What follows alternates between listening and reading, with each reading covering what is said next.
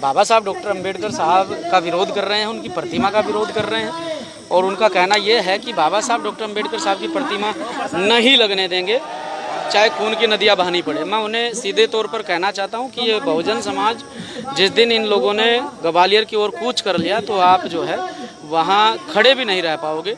अभी तो हम चाहते हैं शासन प्रशासन से, हमें उम्मीद है, सरकार से हमें उम्मीद है कि हमारी बात को सुना जाएगा और बाबा साहब डॉक्टर अंबेडकर साहब की प्रतिमा ग्वालियर हाई कोर्ट में सम्मानित तरीके से रखी जाएगी। एक रैली जो है ग्वालियर में की गई थी, वहाँ पर प्रशासन से वार्ता हुई, क्या कुछ कहा गया? देखिए, ये आंदोलन हमें तेज इसलिए करना पड़ा कि 11 तारीख का जो आंदोलन ग्वालियर के अंदर माननीय राष्ट्रीय अध्यक्ष जी के द्वारा किया गया था, उसके बाद में प्रशासन का किसी प्रकार से कोई सही रवैया नहीं रहा है। इसीलिए माननीय राष्ट्रीय अध्यक्ष जी के आदेश पर, विनय रतन सिंह जी के आदेश पर अब पूरे देश में ये आंदोलन जो है बढ़ाया जाएगा। बार काउंसिल ग्वालियर का साफ तौर पर कहना है कि परमिशन नहीं ली गई थी प्रतिमा लगाने को लेकर। अरे परमिशन नहीं ली गई थी, वो तो सीधे तौर पर उन्होंने सुप्रीम कोर्ट के जजमेंट को चैलेंज कर दिया है। तो परमिशन की कौन सी बड़ी बात है? जब सुप्रीम कोर्ट के चैलेंज को आप जो है चैलेंज कर रहे हैं सुप्रीम कोर्ट के जजमेंट को, तो मुझे लगता है कि अभी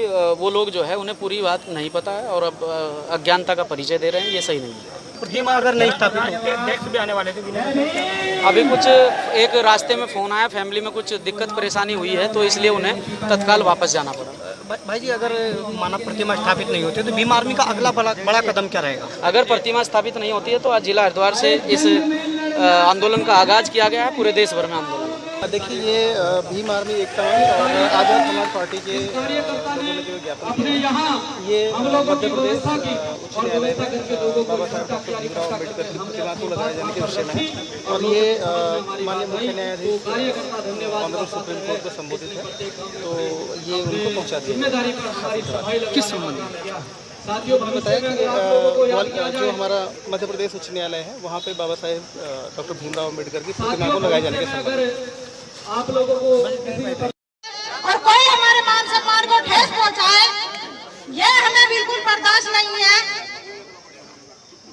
मैं अपनी जानकारी दे दूं कि मैं कई साल से इस मिशन में हूं और मेरी तो पीढ़ी दर पीढ़ी इस मिशन में है।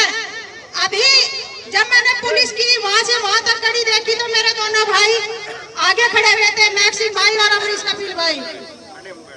इनसे पहले इनकी बहनें यहाँ पर है कि अगर ये लड़ाई जितनी भी लंबी हो, अभी हमारे गांव में एक धरना प्रदर्शन था, अमरीश कपिल भाई मेरे साथ रहे हैं, हम अपने गुरु महाराज और महापुरुषों का नाम लेकर बैठ गए। 5 दिन पूरे भूख हड़ताल मैंने रखी है।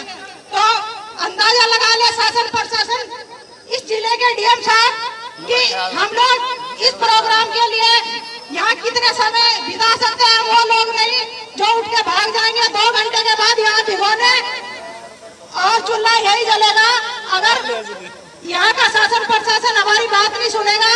और इसके बाद हम लोग हाई कोर्ट ग्वालियर की ओर भी अपना मार्गदर्शन करेंगे। ऐसी बात नहीं है कि हम लोग कमजोर हैं।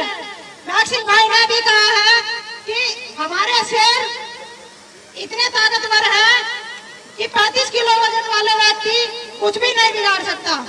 अगर हमारे भाइयों को एक उंगली भी लगी, उससे पहले उनकी बहनें अपनी गर्दन कटवाने को तैयार है अपने बाबा साहब को। अभी तो बहुत छोटी आवाज के साथ हम यहाँ पहुँचे हैं। अगर यही आवाज पूरे उत्तराखंड में पहुँच गई तो यहाँ हरिद्वार में क्या हेतमपुर तक इतनी भीड़ आ जाएगी कि यहाँ शासन प्रशासन का बैठना दुश्वार हो जाएगा। इसलिए हमारा विनम्र निवेदन है, हम बाबा साहब के अनुयायी है, बाबा साहब के बच्चे हैं। चंद्रशेखर आजाद जी मेरे पिता तुल्य हैं, यही कहकर मैं पहले धरना पे बैठी थी।